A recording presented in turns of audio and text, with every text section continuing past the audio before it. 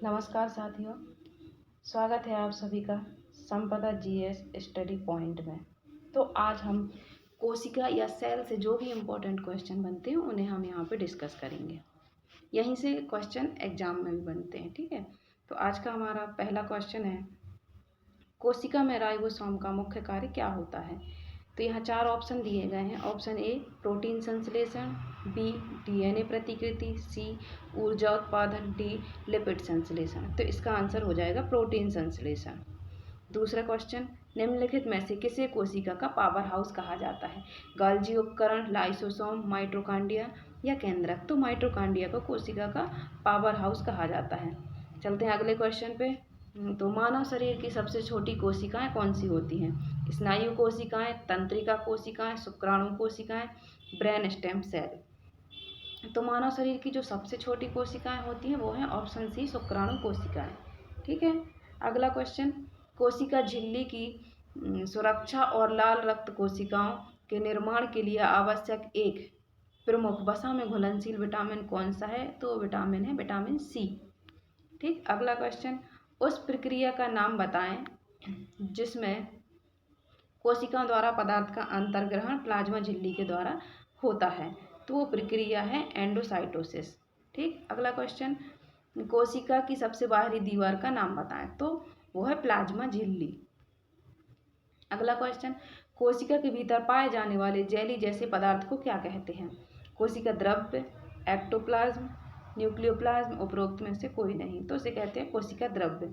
एक जीव का नाम बताएं जो एकल गुणसूत्र वाला होता है और उसमें कोशिका का विभाजन विखंडन या वडिंग के माध्यम से होता है। तो वो है यूकेरियोट्स, ठीक है। अगला क्वेश्चन, 1665 में कोशिका की खोज किसने की। यहाँ 1965 लिखा है, तो वहाँ 1665 है। 1665 में कोशिका की खोज किसने की थी। तो वो की थी रॉबर्ट हुक ने, ठीक। ब्लू ग्रीन शैवाल होते हैं तो वो होते हैं प्रोकैरियोट्स, ठीक है। निम्न में से कौन सा कोशिकांग डीएनए रखता है। सेंट्रियोल, गाल्जिकाय, राइबोसोम, माइटोकॉन्ड्रिया। तो माइटोकॉन्ड्रिया खुद का डीएनए रखता है, वो एक ऐसा कोशिकांग है, ठीक है।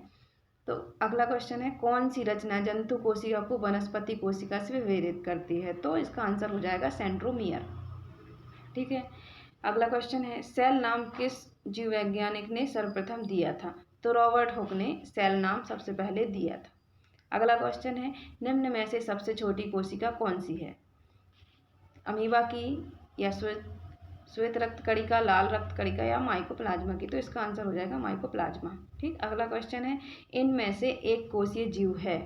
तो मक्खी, केंचुआ, तितली या अमीबा। तो अमीबा इनमें से एक कोशीय जीव है, ठीक। अगले क्वेश्चन की बात करते हैं, सबसे छोटी एक कोशीय जीव कौन सा है। तो सबसे छोटा एक कोशीय जीव कौन सा है। तो वो है माइकोप्लाज्मा, ठीक है। अगला क्वेश्चन है हमारा,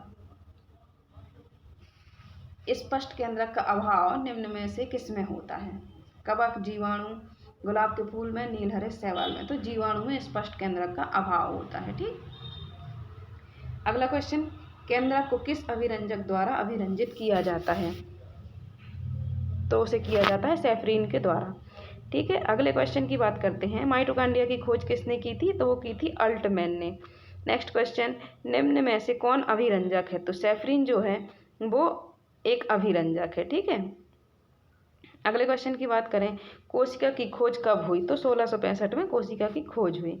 नेक्स्ट क्वेश्चन, जंतु के शरीर में पाई जाने वाली सबसे लंबी कोशिका। तो जंतु के शरीर में सबसे लंबी कोशिका कौन सी होती है। तंत्रिका कोशिका, ठीक। अगले क्वेश्चन की बात करते हैं, पौधों की कोशिकाओं का हरा रंग किसके कारण होता है। तो क्लोरोप्लास्ट के कारण पौधों की कोशिकाओं का रंग हरा होता है। अगला क्वेश्चन, पादप कोशिका में क्या नहीं पाया जाता। तो जो प्लास्टिड है वो पादप कोशिका में नहीं पाए जाते। नेक्स्ट क्वेश्चन, जंतु कोशिका में क्या अनुपस्थित होता है। तो कोशिका भित्ति जो है वो जंतु कोशिका में नहीं पाई जाती। कोशिका झिल्ली, केंद्रक और जीवद्रव्य ये तीनों पाए जाते हैं, परंतु कोशिका भित्ति केवल पादप कोशिकाओं में ही पाई जाती है, ठीक है। अगला क्वेश्चन है, पादप कोशिका भित्ति मुख्यतः किससे बनी होती है। लिपिड, विटामिन, सेलुलोज या प्रोटीन। किससे बनी होती है। वो बनी होती है सेलुलोज से, ठीक है। अगला क्वेश्चन है, कोशिका कितने प्रकार की होती है? 1 2 3 4। तो कोशिका होती है 2 प्रकार की, एक होती है यूकेरियोटिक सेल, एक होती है प्रोकैरियोटिक सेल। ठीक। अगला क्वेश्चन, निम्न में से कौन सा पादप अभिरंजक है? तो सेफ्रिन जो है वो पादप अभिरंजक है। ठीक है। तो सेल जो टॉपिक है उससे जो भी इम्पोर्टेंट क्वेश्चन बनते थे वो यहाँ पे हमने लाने की कोशिश की है। आपको अगर वीडियो पसंद आया हो तो हमारे वीडियो को लाइक करें और इसी तरह के वीडियो के लिए हमारे चैनल को सब्सक्राइब करें। Thank you.